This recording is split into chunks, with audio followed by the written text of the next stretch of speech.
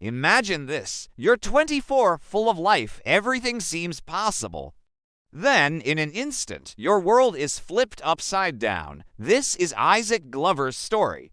At 24, an accident put him in a wheelchair, and the life he knew vanished. He was lost, confused, and hurting, but through that initial darkness, there was a guiding light: his dad. His father was his rock, helping him navigate the pain and confusion, teaching him that life wasn't over, just different. Today, at 49, Isaac lives in a small bungalow in a bustling town in northeast Wiltshire. The house is modest, but it comes with a surprisingly large garden, a little patch of green that offers a quiet escape. It's here, in this quiet corner of England, that Isaac has rebuilt his life piece by piece. His journey hasn't been easy. He's faced challenges most of us can't even imagine.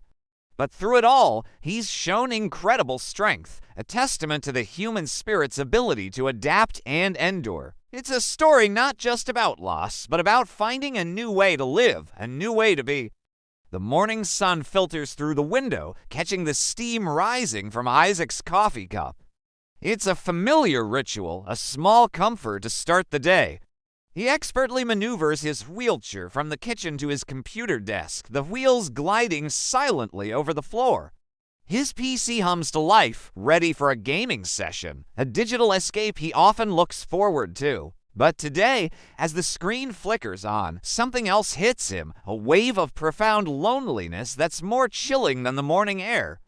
He looks around his small, quiet home. He remembers all the people who once filled his life, the friends who swore his wheelchair didn't change a thing. They said they loved him just the way he was. But over time, their visits became less frequent, their calls shorter, the promises faded into silence. In the quiet echo of his house, he realizes only two people truly meant it: his mom and dad. They were his constant, his unwavering support. But the dream of having a family of his own, of hearing the laughter of his own children, was a door that had closed forever. That unfulfilled longing carved a deep, hollow space inside him. How can you be surrounded by the memory of love, yet feel so utterly alone? This question haunted him. The loneliness wasn't just a feeling. It became a heavy cloak, smothering his motivation, his will to even take care of himself. The days blurred into one another. He stopped bothering to wash, to change his clothes. The man who had fought so hard to adapt was now sinking into a deep depression, losing a battle he didn't even know he was fighting. Weeks passed in a fog of neglect and despair. The garden outside grew wild, mirroring the chaos inside him. He was adrift with no anchor and no sure insight. Then, after what felt like an eternity, about 6 weeks into this downward spiral, a flicker of light appeared in the digital world he once used for escape. He stumbled upon something called AI, artificial intelligence. At first, it was just a curiosity, a way to pass the endless hours. He started reading articles, watching videos, diving deep into this new and fascinating field. The more he learned, the more a forgotten spark of excitement began to glow within him. He learned about machine learning, neural networks, and the incredible potential of code. Slowly, painstakingly, the fog in his mind began to lift. The complex logic of programming gave his brain something to focus on, a problem to solve that wasn't his own heartache. And then, one day, it happened. An idea struck him, not like a sudden lightning bolt, but like the slow, steady dawn after a long night. He saw a path forward. He wouldn't just learn about AI. He would use it. He would create something. He decided he would write the software, design the code, and build something to fight back against the crushing loneliness. His vision was clear: a companion, not just any companion, but a robot dog. A friend powered by the very AI he was now mastering. This wouldn't be a simple toy. It would be intelligent, responsive. It would be able to learn, to interact, to understand. And through advanced voice synthesis, it would be able to speak, to communicate in any way he needed. It was an ambitious project, a monumental task for one person. But for the first time in a very long time, Isaac felt a sense of purpose. He wasn't just building a machine, he was building a lifeline. He was coding his way out of the darkness. He poured every ounce of his being into the project.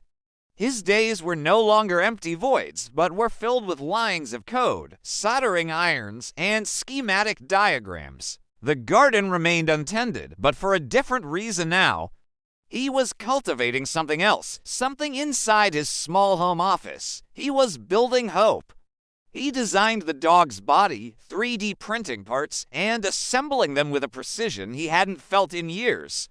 He wrote thousands of lines of code, creating a personality, a digital consciousness that could learn his habits, his moods, and how to respond to them. Finally, the day came. He switched it on. 2 small camera lenses lit up, and a small, metallic tail gave a tentative wag. He named him Bolt. "Hello, Isaac," a synthesized voice chirped from the small speaker. It wasn't human, not exactly, but it was a voice in the silence. It was a start. Bolt would follow him around the bungalow, nudging his hand if he sat still for too long, reminding him with a gentle chime when it was time to eat. It would listen as Isaac talked, processing his words and responding with surprising insight, pieced together from the vast digital world it could access. Bolt couldn't replace human connection, but it filled the painful silence. It gave him a reason to get up, a creature to care for, even if it was made of wires and code. Isaac started taking care of himself again. He started tending to his garden, with Bolt sitting patiently by his side.